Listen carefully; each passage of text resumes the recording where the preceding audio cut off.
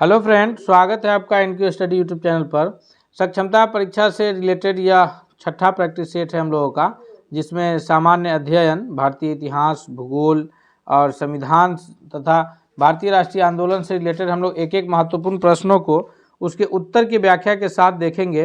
तो आइए हम लोग एक एक करके महत्वपूर्ण प्रश्नों को देखते हैं। क्वेश्चन की ओर बढ़ते हैं। हमारे स्क्रीन पर पहला प्रश्न है जो कि भारतीय इतिहास से संबंधित प्रश्न है कि महावीर का मूल नाम क्या था।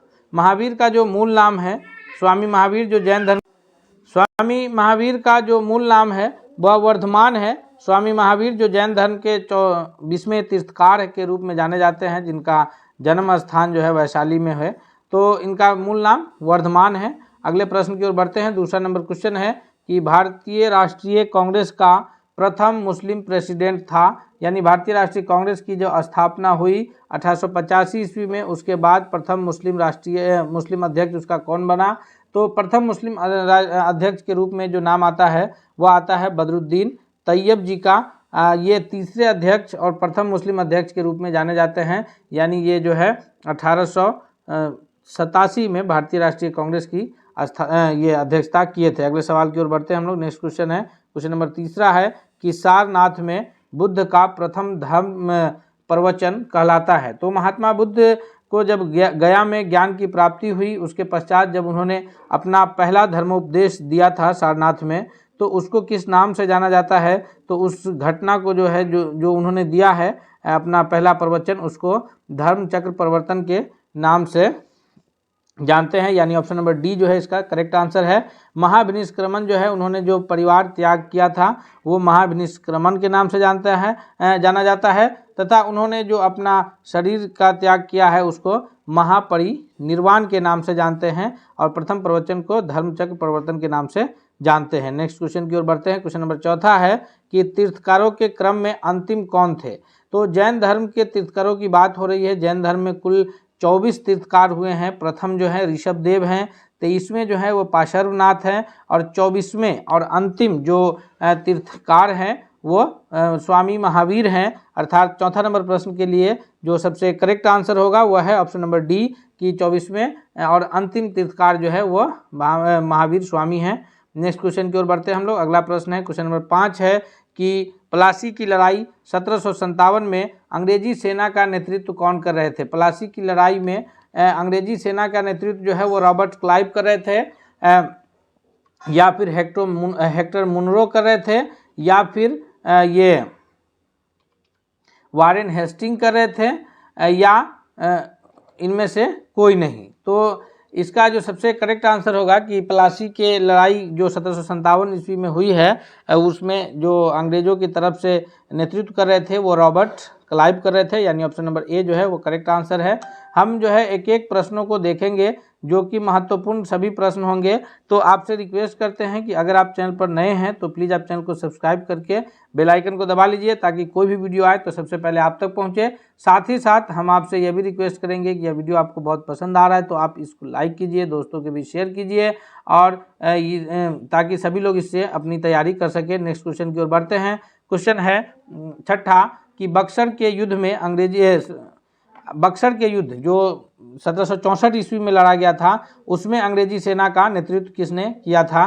तो इसमें जो बक्सर के युद्ध में जो अंग्रेजी सेना का नेतृत्व किया है, तो यहाँ फिर हेक्टर मुनरो ने किया है, यानी यहाँ option number C correct answer होगा। और ये प्लासी की लड़ाई में अंग्रेजी सेना का नेतृत्व रॉबर्ट क्लाइव किए हैं, और बक्सर के युद्ध में अंग्रेजी सेना का नेतृत्व जो है वह हेक्टर मुनरो किए हैं। बक्सर की युद्ध हुई थी जिसमें ये जो मुगल बादशाह थे और अवध के नवाब तथा बंगाल के नवाब, इन तीनों की संयुक्त सेना जो है वो बक्सर में लड़ी थी, और हेक्टर मुनरो के नेतृत्व में इन तीनों की सेनाएं जो है वो हार गई थी, और इसके बाद जो है इलाहाबाद की संधि हुई थी 1765 ईस्वी में। नेक्स्ट क्वेश्चन की ओर बढ़ते हैं हम लोग। क्वेश्चन नंबर 7वां है कि वर्ष 1798 ईस्वी में लॉर्ड वेलेस्ली द्वारा जो प्रस्तुत सहायक संधि था, लॉर्ड वेलेस्ली ने जो है वो सहायक संधि किए थे बहुत सारे ये राजघरानों के साथ, और उसके तहत जो है वो राजघराना जो है अंग्रेजों को कर दिया करते थे, और बदले में अंग्रेज जो है उन्हें सुरक्षा प्रदान करने का ये वादा लिया था। तो इसमें जो सबसे पहला सहायक संधि जो है वो किसने किया था? तो पहला जो सहायक संधि में नाम आता है वो हैदराबाद के निजाम का आता है, यानी ऑप्शन नंबर बी जो है इसका करेक्ट आंसर है कि सहायक संधि में जो है सबसे पहले कौन किए हैं? तो सबसे पहले हैदराबाद के निजाम ने लॉर्ड वेलेस्ली के साथ जो है सहायक संधि किया है। नेक्स्ट क्वेश्चन है कि राज्य क्षय या फिर हड़प नीति जो है या जब्ती का सिद्धांत यह किसने लागू किया था? तो जब्ती का सिद्धांत जो है लागू करने का जो नाम आता है वो लॉर्ड डलहौजी का नाम आता है कि इसने जो है ये जब्ती का सिद्धांत लागू किया था कि जिन राज परिवार के पास जो ये हैं संतान नहीं होगा उसके जो ये पूरी संपत्ति है उसको जब्त करके अंग्रेजों की संपत्ति अंग्रेज उस पर जो है अपना कब्जा कर लेते थे। तो यह जो है लॉर्ड डलहौजी के शासनकाल में आया था। और लॉर्ड डलहौजी के शासनकाल में जो है और भी कई काम हुए हैं, जैसे लॉर्ड डलहौजी के शासनकाल में ही भारतीय रेलवे की शुरुआत हुई 1853 ईस्वी में। भारतीय डाक व्यवस्था की शुरुआत लॉर्ड डलहौजी के शासनकाल में हुआ, तथा ये क्या बोलते हैं कि भारतीय शिक्षा से संबंधित जो आया सैडलर आयोग वो भी 1854 में लॉर्ड डलहौजी के ही शासनकाल में आया था। ये हम लोग याद रखेंगे। अगले क्वेश्चन की ओर बढ़ते हैं। क्वेश्चन नंबर 9 है कि भारत में डाक व्यवस्था शुरू करने वाले ब्रिटिश गवर्नर जनरल थे। तो ये अभी हम लोग इस पर चर्चा किए हैं कि जो डाक व्यवस्था शुरू करने वाले ब्रिटिश गवर्नर जनरल है वह लॉर्ड डलहौजी हैं। 1854 ईस्वी में डाक व्यवस्था की शुरुआत हुई थी और भारतीय रेल की शुरुआत भी लॉर्ड डलहौजी के द्वारा ही लॉर्ड डलहौजी के शासनकाल में ही शुरू किया गया था। नेक्स्ट क्वेश्चन की ओर बढ़ते हैं।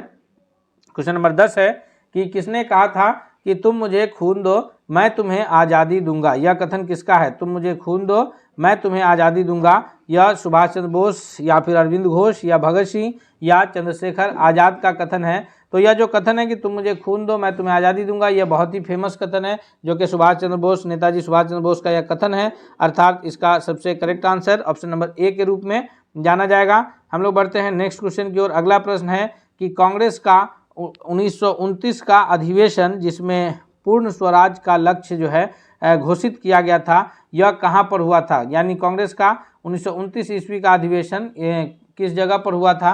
तो इस प्रश्न का जो सबसे करेक्ट आंसर है वह है कि यह कांग्रेस का अधिवेशन जो है लाहौर में हुआ था, यानी ऑप्शन नंबर सी जो है इसका सबसे करेक्ट आंसर के रूप में जाना जाएगा। नेक्स्ट क्वेश्चन नंबर 12 है कि असहयोग आंदोलन जो 1920 से 22 के बीच चला उसको क्यों रोकना पड़ा था?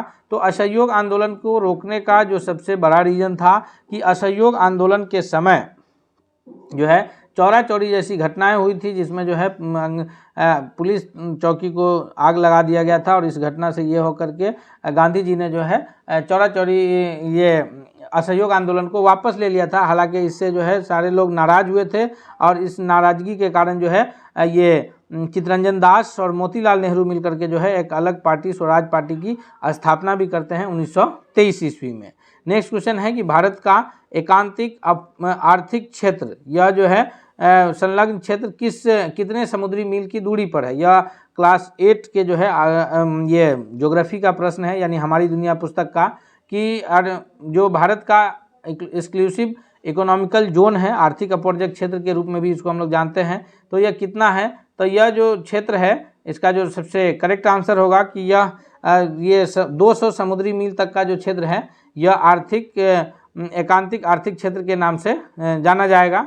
अगले सवाल की ओर बढ़ते हैं। नेक्स्ट क्वेश्चन है कि भारत की सबसे लंबी अंतर्राष्ट्रीय सीमा किस देश से लगती है? भारत के जो सबसे लंबा तटवर्तीय क्षेत्र वाला राज्य तो गुजरात है और अंतर्राष्ट्रीय सीमा जो है वह पड़ोसी देश नेपाल, पाकिस्तान, चीन और बांग्लादेश में से किस देश से सबसे लंबा अंतर्राष्ट्रीय सीमा लगता है?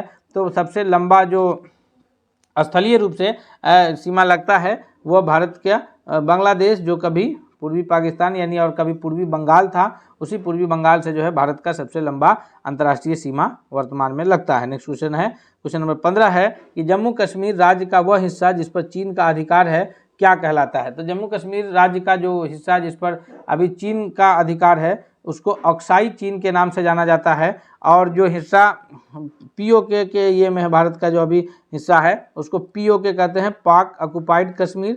तो कश्मीर का कुछ हिस्सा पाक ऑक्युपाइड कश्मीर में है, यानी पाकिस्तान के द्वारा अनाधिकृत कब्जा है उस पर, और कुछ हिस्सा जो है वो चीन के द्वारा अनाधिकृत कब्जे में है, उसको अक्साई चीन के नाम से जानते हैं। अगले सवाल की ओर बढ़ते हैं। नेक्स्ट क्वेश्चन है कि बिहार में तेल शोधक कारखाना जो है यह कहाँ स्थित है? तो बिहार का जो तेल शोधक कारखाना है यह कहाँ स्थित है, तो यह बिहार के बेगूसराय जिला के बरौनी में स्थित है। अर्थात 16वां नंबर प्रश्न के लिए जो सबसे करेक्ट आंसर है, ये तो हम सभी जानते हैं कि बिहार का जो अपना तेल शोधक कारखाना है वो बरौनी में स्थित है। नेक्स्ट क्वेश्चन की ओर बढ़ते हैं। अगला क्वेश्चन है क्वेश्चन नंबर 17 है कि मुजफ्फरपुर में किंग्सफोर्ड की हत्या का प्रयास कब किया गया।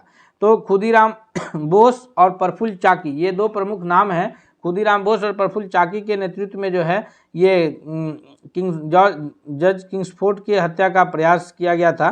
प्रयास जो है इन लोगों के द्वारा 1908 ईस्वी में किया गया। और इसमें जो है ये दो और इससे प्रश्न बनेंगे कि इसमें दोनों लोग जो है वहाँ से जो बम फेंके थे तो वो किंग्सफोर्ड उस गाड़ी में सवार नहीं था, और केनेडी और उसकी केनेडी की पत्नी और उसकी बेटी जो है उसमें शिकार हुई उस बम का। और इसके लिए जो है प्रफुल्ल चाकी और ये खुदीराम बोस वहाँ से निकले। तो प्रफुल्ल चाकी ने जो है अपने ये कर लिए, बोले कि हम अंग्रेज़ों के हाथ जो है सज़ा पाने से अच्छा है खुद सज़ा देंगे। और इनको जो है खुदीराम बोस को जो है 1911 में फांसी की सज़ा दी गई। अगले सवाल की ओर बढ़ते हैं। नेक्स्ट क्वेश्चन है हमारा क्वेश्चन नंबर 18 है कि चूना पत्थर लाइम स्टोन का कायांत्रित रूप है। लाइम स्टोन का कायांत्रित रूप कौन सा है? लाइम स्टोन का जो कायांत्रित रूप है वह संगमरमर है, स्लेट है, ग्रेनाइट है या फिर क्वार्टजाइट है। इसका जो सबसे करेक्ट आंसर है कि चूना पत्थर का जो कायांत्रित रूप है 18वां नंबर प्रश्न के लिए वह है ऑप्शन नंबर ए कि संगमरमर जो है वो चूना पत्थर का कायांत्रित रूप है। नेक्स्ट क्वेश्चन की ओर बढ़ते हैं हम लोग। अगला क्वेश्चन है क्वेश्चन नंबर 19 है कि जनसंख्या घनत्व के आधार पर बिहार का स्थान कौन सा है। तो जनसंख्या घनत्व के आधार पर जो बिहार का स्थान है वर्तमान में यह 2011 के जनगणना के अनुसार वह भारत में प्रथम है। यानी यहाँ प्रति 1 वर्ग किलोमीटर स्क्वायर में 1106 लोग निवास करते हैं। जनसंख्या की दृष्टि से बिहार का जो स्थान है वो तीसरा है। सबसे अधिक जो है जनसंख्या वाले राज्यों में बिहार तीसरे नंबर पर आता है। और क्षेत्रफल की दृष्टि से जो बिहार का स्थान है वो 12वां है। हम लोग तीनों याद रखेंगे। बिहार का स्थान पूरे भारत में क्षेत्रफल की दृष्टि से 1 नंबर पर जो है वो पूरे भारत में 1 नंबर पर राजस्थान है। बिहार की स्थिति 12वें नंबर पर है। जनसंख्या की दृष्टि से बिहार की स्थिति तीसरे नंबर पर है। तथा जनसंख्या घनत्व यानी कम जगह में अधिक व्यक्ति रहने का जो घनत्व है वो सबसे अधिक बिहार में है, जो कि 1106 लोग हैं प्रति वर्ग किलोमीटर में। तो इसलिए इसका स्थान जो है भारत में प्रथम है। नेक्स्ट क्वेश्चन की ओर बढ़ते हैं। क्वेश्चन नंबर 20 है कि रेगूर मृदा किसकी कृषि के लिए सर्वाधिक उपयुक्त होती है। तो मिट्टी की जो प्रकार है काली मिट्टी, लाल मिट्टी, बलुई मिट्टी, जो दोमट मिट्टी, उसी में काली मिट्टी को जो है वो रेगूर मृदा के नाम से जाना जाता है। और रेगूर मृदा जो है वह कपास की खेती के लिए, काली मिट्टी किसकी खेती के लिए जानी जाती है, तो काली मिट्टी में सबसे अधिक खेती जो है वह कपास की होती है। और काली मिट्टी को ही रेगूर मृदा के नाम से जाना जाता है। इसलिए ऑप्शन नंबर बी जो है करेक्ट आंसर सबसे होगा इस प्रश्न के लिए। नेक्स्ट क्वेश्चन है क्वेश्चन नंबर 21 है कि मनुष्य के हृदय में कितने कोष्ठक होते हैं। अब यह साइंस का प्रश्न है। मनुष्य का जो यह हृदय है यह 4 कोष्ठक में बटा होता है। अलिंद और निलय के नाम से जानते हैं, 2 लेफ्ट साइड में और 2 राइट साइड में। तो बायां अलिंद, बायां निलय, दायां अलिंद और दायां निलय, ये 4 कोष्ठक से घिरे होते हैं मनुष्य का हृदय। अर्थात इसका ऑप्शन नंबर सी जो है करेक्ट आंसर होगा।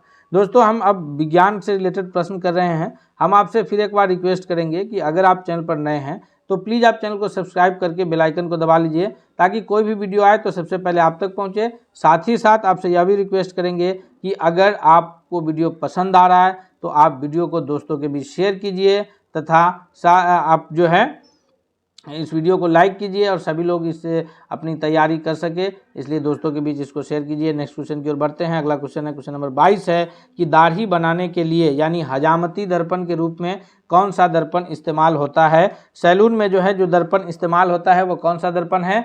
तो सैलून में दाढ़ी बनाने के लिए जो दर्पण का इस्तेमाल किया जाता है वह अवतल दर्पण है, जो कि एक गोलीय दर्पण है। अवतल और उत्तल ये 2 गोलीय दर्पण है, यानी यह किसी न किसी ठोस गोले से बना हुआ दर्पण है। उसमें दाढ़ी बनाने के लिए जो दर्पण इस्तेमाल होता है वो अवतल दर्पण। और गाड़ी में हम लोग के जो साइड मिरर के रूप में लगा होता है, मोटरसाइकिल में, 4 व्हीलर में, बस में, ट्रक में, तो वहाँ जो है उत्तल दर्पण का इस्तेमाल होता है। हालांकि आजकल जो ये है ज़्यादातर दुकानें जो हैं वो समतल दर्पण का इस्तेमाल करती दाढ़ी बनाने के लिए, लेकिन अवतल दर्पण का यूज वहाँ करना है।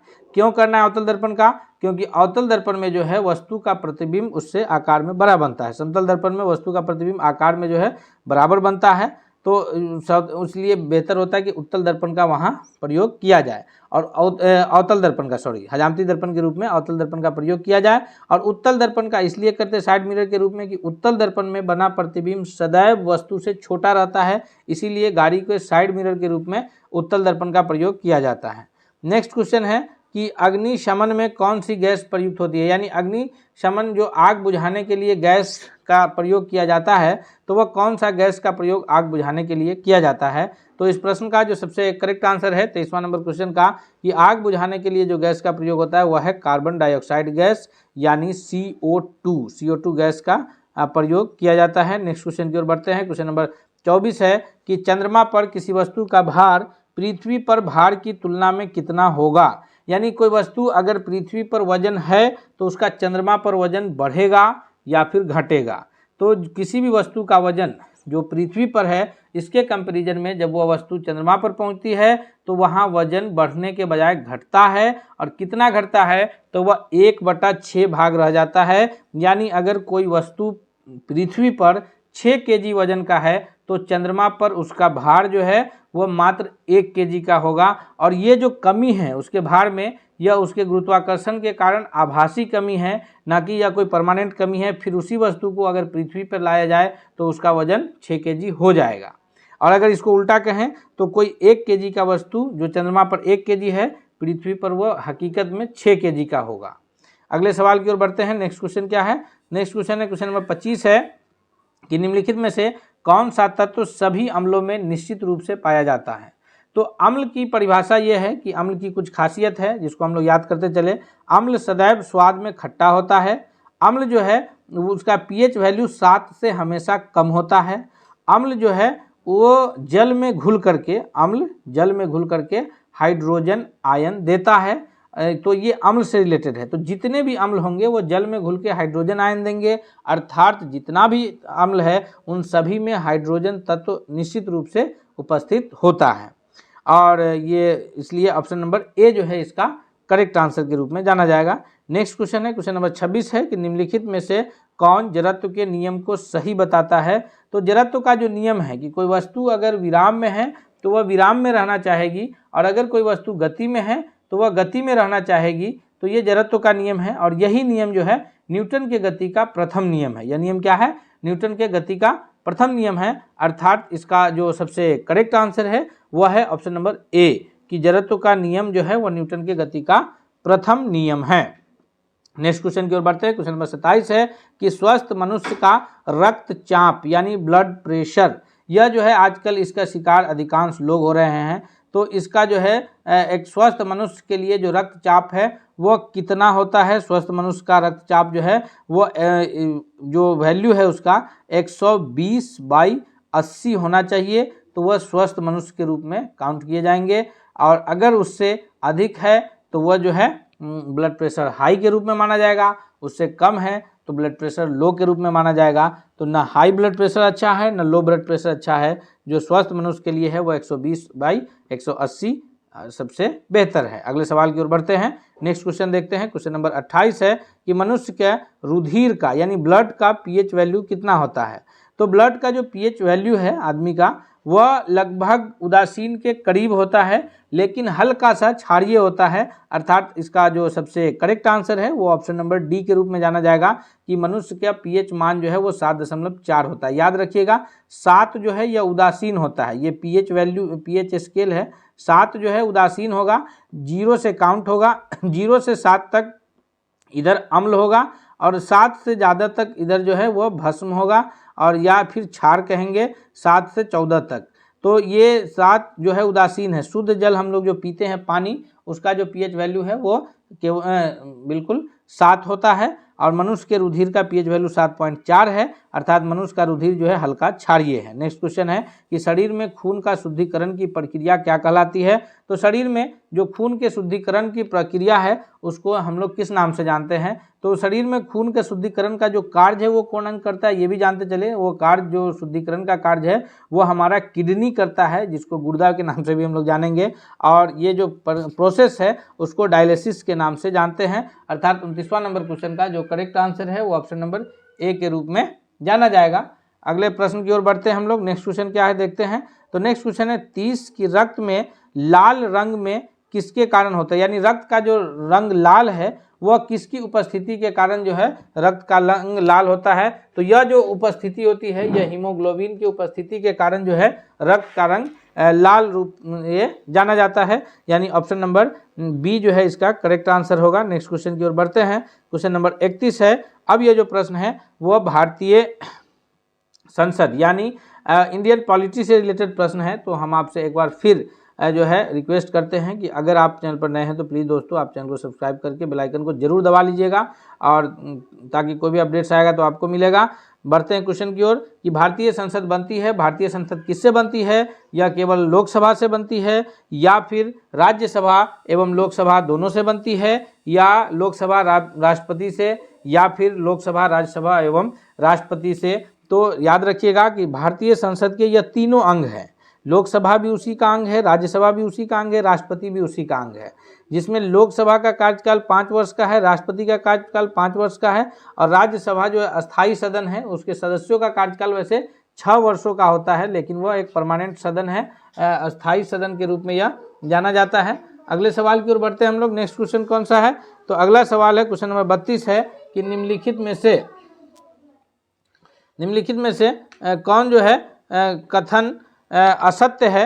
लोकसभा को संसद का प्रथम सदन कहा जाता है, राज्यसभा को द्वितीय सदन कहा जाता है, राज्यसभा एक अस्थायी सदन है, और है कि लोकसभा संसद का लोकप्रिय सदन है। तो ये तीनों कथन सत्य है कि लोकसभा संसद का लोकप्रिय सदन भी है, और ये राज्यसभा जो है वो अस्थायी सदन है, लेकिन ऑप्शन में अस्थायी कर रहा है, अर्थात ऑप्शन नंबर सी करेक्ट है, क्योंकि पूछा क्या जा रहा है तो असत्य पूछा जा रहा है। सवाल पर भी ध्यान दीजिएगा, क्योंकि सवाल अक्सर जो है जाना हुआ सवाल ध्यान नहीं देने के कारण ही छूट जाता है। नेक्स्ट क्वेश्चन की ओर बढ़ते हैं। क्वेश्चन नंबर 33 है कि राज्यसभा में जो हमारे संसद का ऊपरी सदन है अधिकतम सीटों की संख्या कितनी है। तो राज्यसभा में जो अधिकतम सीटों की संख्या है वह 250 है, यानी ऑप्शन नंबर ए जो है इसका करेक्ट आंसर है। नेक्स्ट क्वेश्चन है 34 कि बिहार में राज्यसभा के लिए कितने सदस्य चुने जाते हैं। जी, बिहार में राज्यसभा के लिए जो अधिकतम सदस्यों का निर्वाचन होता है वो कितने सदस्य हैं। तो राज्यसभा के लिए जो अधिकतम सदस्यों का निर्वाचन होता है वो 16 होता है। याद रखिएगा,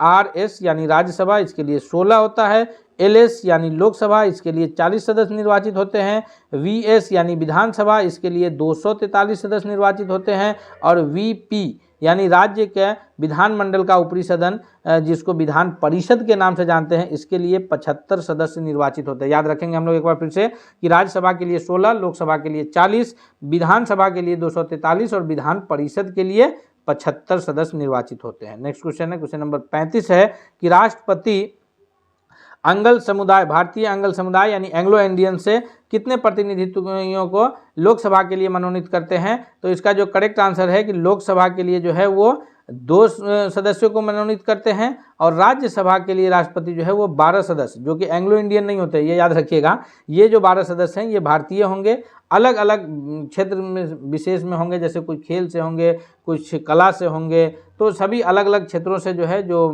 ये लोग होते हैं उनको राष्ट्रपति 12 लोगों को राज्यसभा के लिए मनोनीत करते हैं, और लोकसभा के लिए भारतीय एंगल समुदाय के यानी एंग्लो इंडियन के 2 लोग को मनोनीत करते हैं। तो 35 का आंसर ए करेक्ट आंसर है।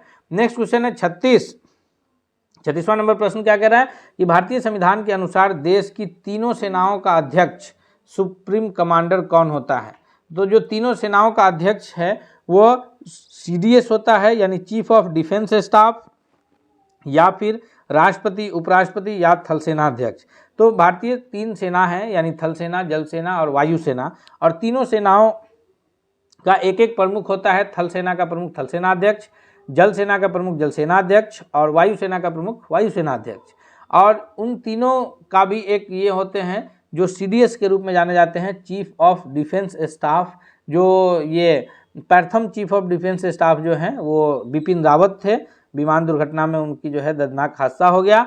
और ये जो प्रश्न है इसका करेक्ट आंसर है ऑप्शन नंबर ए कि राष्ट्रपति जो है वो तीनों सेनाओं का अध्यक्ष होते हैं। अगला सवाल है 37 कि भारत के राष्ट्रपति के लिए आवश्यक योग्यता क्या है। तो भारत के राष्ट्रपति के लिए आवश्यक योग्यता क्या नहीं है, प्रश्न में फिर नहीं छुपा है, याद रखिएगा। वह भारत का नागरिक हो, करेक्ट है। वह 35 वर्ष की आयु का हो, ये भी सही है। उसमें लोकसभा के सदस्य के लिए निर्धारित सभी योग्यताएं हों, यानी एक जो लोकसभा के मेंबर बनते हैं उनकी जितना भी योग्यताएं हैं वो सारी योग्यताएं हो, ये भी करेक्ट है। वह संसद के किसी सदन का सदस्य हो, यह गलत है, क्योंकि संसद के किसी सदन का सदस्य होना राष्ट्रपति के लिए आवश्यक नहीं है, अर्थात इस प्रश्न का नहीं लगा हुआ है, इसलिए option number D correct answer होगा। नेक्स्ट क्वेश्चन है क्वेश्चन नंबर 38 है कि भारतीय संविधान को कितने भागों में विभाजित किया गया है। वर्तमान का पूछा जा रहा है, अगर था रहता तो फिर ये वर्तमान में भारतीय संविधान के 25 भाग हैं, और अगर था में पूछा जाए कि कितने भागों में विभाजित किया गया था जब संविधान का निर्माण हुआ था, तो उस वक्त 22 भागों में विभाजित किया गया था, याद रखेंगे हम लोग। नेक्स्ट क्वेश्चन की ओर बढ़ते हैं। अगला क्वेश्चन है 39 कि संविधान के किस भाग में नीति निर्देशक तत्वों का उल्लेख है। तो 25 भागों में से भारतीय संविधान का चौथा भाग जो है और अनुच्छेद 36 से 51 भाग कौन सा, चौथा, और अनुच्छेद कितना 36 से 51 के बीच जो है वो राज्य के नीति निर्देशक तत्वों का उल्लेख किया गया है, यानी ऑप्शन नंबर बी जो है वो करेक्ट आंसर है। अब है 40वां प्रश्न कि भारतीय संविधान के किस भाग में मूल अधिकार का वर्णन किया गया है। तो मूल अधिकार का जो वर्णन है वह है ये भाग 3 में, और अनुच्छेद जो है वह 12 से 35 के बीच जो है मूल अधिकार का वर्णन किया गया है। और इस प्रकार जो है हम लोग अभी 40 महत्वपूर्ण प्रश्नों को देखे हैं। हम उम्मीद करते हैं कि यह प्रश्न आपकी आने वाले प्रतियोगी परीक्षाओं में बहुत ही लाभकारी आपके लिए साबित होगा, तथा साथ ही साथ आपसे रिक्वेस्ट करते हैं कि अगर अब तक आपने चैनल को सब्सक्राइब नहीं किया है तो प्लीज़ आप चैनल को सब्सक्राइब जरूर कर लीजिए, ताकि कोई भी वीडियो आए तो वो सबसे पहले आप तक पहुँचे। और हम मिलेंगे अगले प्रैक्टिस सेट के साथ, तब तक के लिए धन्यवाद।